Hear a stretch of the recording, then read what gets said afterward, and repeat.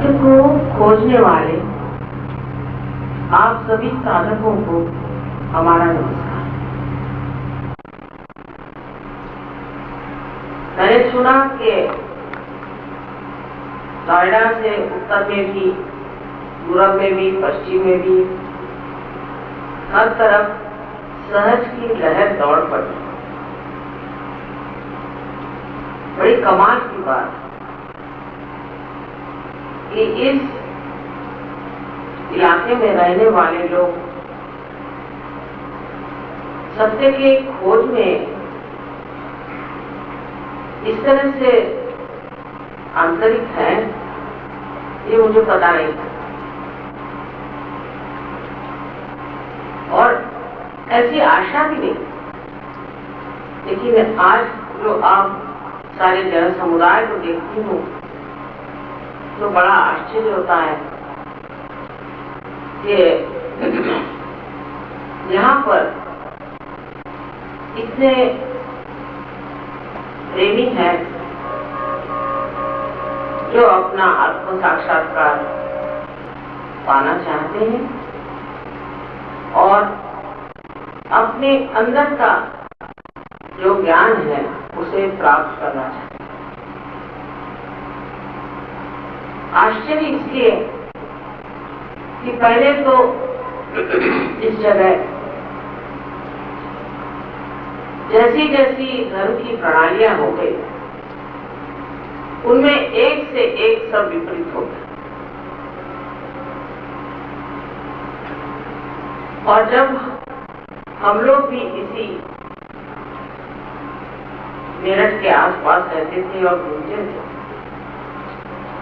तो लोगों का सादापन तो दिखाई देता था और परमात्मा के लिए इतनी आंतरिक इच्छा मैंने देखी नहीं।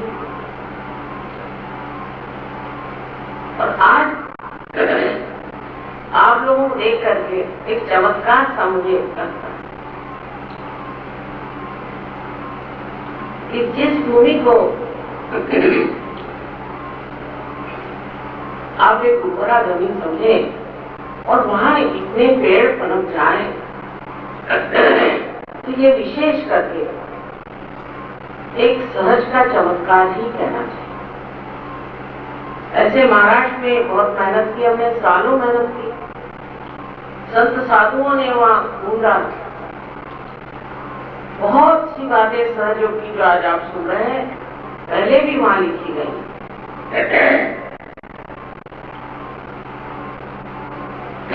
लेकिन वहां इस तरह से काम नहीं हो पाया, इतना गहरा काम नहीं हो पाया। ये गहरा काम सिर्फ इसी जगह होना था, इसी नोएडा के आसपास। कुछ समझ में नहीं आता ये सब कैसे हो गया। और ये सब देख करके अभिभूत हो जाते, दिल भरा, तो समझ में नहीं आता कि क्या कहें और क्या न कहें। वैसा आप जाने या न जाने, हर इंसान आनंद की खोज में रहता है। जिस चीज से उसे सुख मिले उसमें रहता है।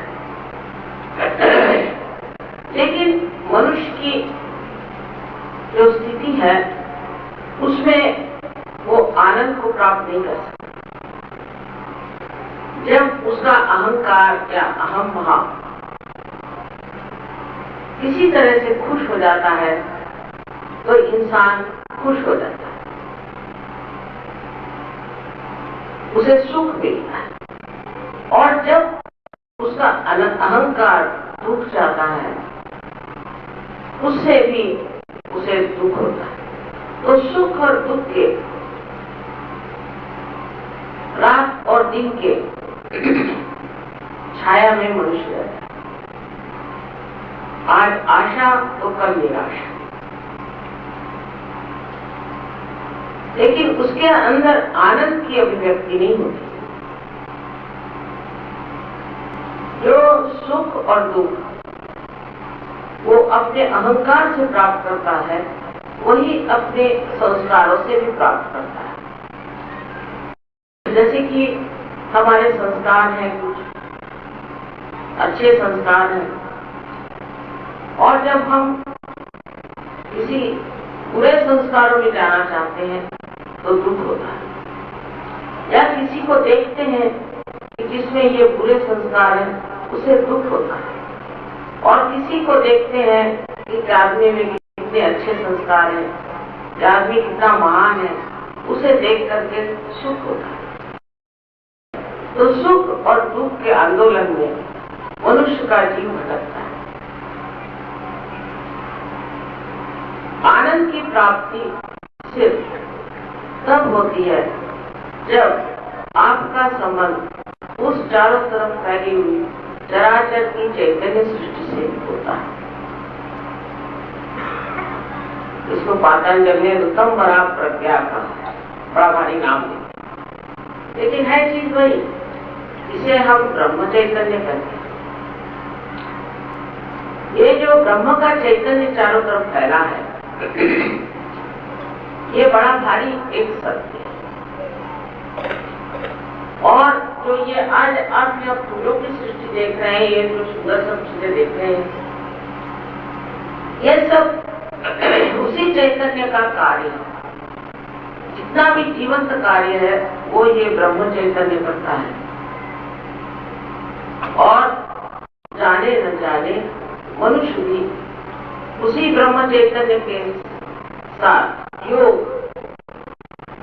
घटित होने के, संबंध जुड़ने की मन में इच्छा रखता है, पर उसको कभी कभी ये मालूम नहीं। दूसरे सत्य ये है कि मनुष्य जो आज ये सुख दुख के झमेले में बैठा हुआ है, और जो ये अपनी शारीरिक, मानसिक और बौद्धिक, आर्थिक सब चीजों से पीड़ित है, और इसको मानता है कि ये सब कुछ मेरी चीज है, वो असल में शुद्ध आत्मा है। ये सिर्फ उपाधियां, और जब वो शुद्ध आत्मा हो जाता है तभी उसमें आनंद का प्रकाश आने लगता है। अब आनंद के भी अलग अलग स्वरूप हैं। एक आनंद होता है जिसको इंसान महसूस करेगा, और जब सबसे मिलेगा, देखेगा इतने सारे लोग अच्छे हैं और मैं भी उन्हीं में से एक हूँ, और मेरे अंदर इतना परिवर्तन आ रहा है, तो उसमें स्वानंद आता है। उस परिवर्तन को देखकर उसमें स्वानंद आएगा, और उसका आकलन या उसका बोध, उसको महसूस वो करेगा अपने बुद्धि से, इसी पर ही उसका काम है। वो देखेगा कि वाह क्या बढ़िया लोग तैयार हो रहे हैं, देखिए इतने देश में सहज फैल रहा है, और मैं भी एक सहयोगी हूँ, से एक आनंद अंदर उठे। लेकिन उससे भी और ऊपर चढ़ना है। ऐसे अनेक आनंद के पद। जो आदमी पहले कंजूस होगा तो उसको मजा आएगा कि वो अपने पास के धन से तृप्त करे, लोगों को खुश करे, लोगों को खाना खिलाए। इस प्रकार एक दूसरे आनंद की अनुभूति आने लगी। पहले कोई चीज आप बाजार में जाते थे तो अपने लिए खरीदते थे, अब सोचते हैं अरे ये चीज उनके लिए अच्छी होगी, वो चीज उनके लिए अच्छी। फिर ये आप सोचने लगते हैं कि दुनिया भर की जितनी जड़ चीजें हैं, मैटर है, मटीरियल चीजें, उसका उपयोग एक ही है कि अपना प्यार उसमें करना है, लोगों को वो चीज दे, इसी में आपको आनंद आता है। ये प्रेमानंद है कि दूसरों के ऊपर प्रेम करने से जो आनंद आता है वो प्रेमानंद। और ये निर्वाच, इसमें कोई अपेक्षा नहीं होती कि हमें जिसको हमने किया है वो हमारे साथ क्या, वो हमारे साथ क्या भलाई करे, क्या उसने हमारे साथ क्या, ये विचार ही नहीं है। जो हो गया तो दे दिया, जो करना था तो कर दिया और उसी का मजा उठा।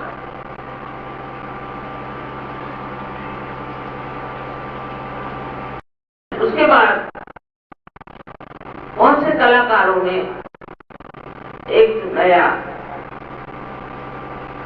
आयाम आ जाता है और वो लोग ये सोचते हैं कि किस तरह से हम ऐसे चित्र बनाएं जिससे के सहज ही खुश हो जाए, सहज के लोग खुश हो जाए। अब वो चित्र जरूरी ऐसे होने चाहिए कि उसमें से चैतन्य बहना चाहिए। अगर उसमें से चैतन्य नहीं बहेगा तो खुश नहीं हो। फिर ऐसा चित्र अगर उनसे बन जाए किसी कलाकार से जिससे कि चैतन्य बह जाए, तो वो फिर उस कलानंद में बैठा बैठा उसको ये चिंता नहीं है कि मैंने कितनी मेहनत की, मैंने क्या किया, मैंने किस चीज को उठाया, किस चीज को इसमें डाला, कितने रुपए मैंने खर्च किए, कुछ नहीं। उसको ये लगता है चलो ऐसी चीज बन गई जिसमें से चैतन्य की लहरी आ गई। तो उस दर्पण को देख करके अंदर उसके ऐसी भावना आती है कि मैं भी कुछ हो गया हूँ, जो मेरे हाथ से जो चीज बनती है उसमें से चैतन्य। आज भी ऐसे बड़े बड़े कलाकार हो गए जिनके चित्रों में से चैतन्य की लहरियां आई और बहुत सुंदर ऐसा वातावरण वो निर्माण करते हैं। लेकिन इसकी जानकारी जब तक आपके हाथ में चैतन्य नहीं होंगे आप जान। और इस तरह के नए आयाम में हर कलाकार एक नई भूमिका ले लेता है। और जो कलाकार भी नहीं, वो भी मैंने सुना है बहुत से लोग कि जिन्होंने कभी कविता तो क्या कोई गद्य काव्य भी नहीं लिखा है, वो एकदम कविता बनाने लगता है और बड़ी बढ़िया गहरी कविता है और ऐसे छंद में और ऐसे गीतों में वो फंसा देते हैं कि वो खुद हैरान है कि हमने कभी लिखा ही नहीं और हमें कभी मालूम ही नहीं और ये पता नहीं किसने लिख दिया, ये कैसी सुंदर चीज है। और उसके गाने में जैसे अभी यहाँ लोग गा रहे थे इतने आनंद से झूम झूम के, क्योंकि उसके अंदर की जो चेतन शक्ति है, चैतन्य है, वो आपको आनंद देता है। और ऐसे कला के आनंद में आप विभोर थे और आप ये भी जान रहे थे कि आप सबको आनंद दे रहे हैं, सबके अंदर चैतन्य बह रहा है। हर कला के अंदर से चैतन्य बह सकता है। हालांकि उसको बनाने वाला, चलाने वाला, कहने वाला, गाने वाला ये मनुष्य, लेकिन उसके अंदर से चैतन्य की लहरियां ऐसी निकलती हैं कि जैसे कोई साक्षात मुरली बजा रहा हो। इन सब चीजों का सहयोग में बहुत ही बड़ा हमने प्रदर्शन देखा है हर जगह, हिंदुस्तान में नहीं बाहर भी हर जगह कला एकदम से प्रस्फुटित हो गई। बहुत से कलाकार जो हमारे सामने बजाने आए आज दुनिया में, विश्व में मशहूर कलाकार हैं और बहुत से कलाकार खासकर प्रदेश में संगीत में इतना नहीं किंतु कला में, पेंटिंग्स में बहुत नाम कमा रहे हैं। इस प्रकार हर चीज में मनुष्य को एक तरह से भी नया आनंद आता है। तीसरे बहुत से लोग जो कार्यशील है, बहुत कार्य में है, वो लोग कार्य करते हैं लेकिन बड़ी तकलीफ होती, श्रम होता है, सोचते हैं ये क्या भला है, कब ये नौकरी छूटे और हम आराम से बैठे, और बड़ी परेशानी। सहयोग के बाद मैंने देखा, कल एक साहब बता रहे थे कि वो रात को 3-3 बजे तक ये झंडे बना रहे थे और ये गेट्स बना रहे थे, फिर तोरण लगा रहे थे। अरे मैंने कहा इतने दिन से तुम लोग तोरण लगा रहे हो, थक नहीं गए? कहले नहीं माँ, हमें तो इतना आनंद आ रहा था, बड़ा ही आनंद आ रहा था, और उसी आनंद से हम सब कार्य करते। और कैसा आनंद, हम लोग सब मिलकर के ऐसा लग रहा था जैसे देवी का राज्य का हो रहा। और न जाने कितने दिन उन्होंने मेहनत की, कितने गेट्स लगाए, आप लोगों ने भी कितनी सजावट करी हुई है। यही मैं सोचती हूँ ये सब प्रेम का ही तो आरोपण है। आप लोगों का जो प्रेम है वही इन सब चीजों में छिपा हुआ हंस रहा है।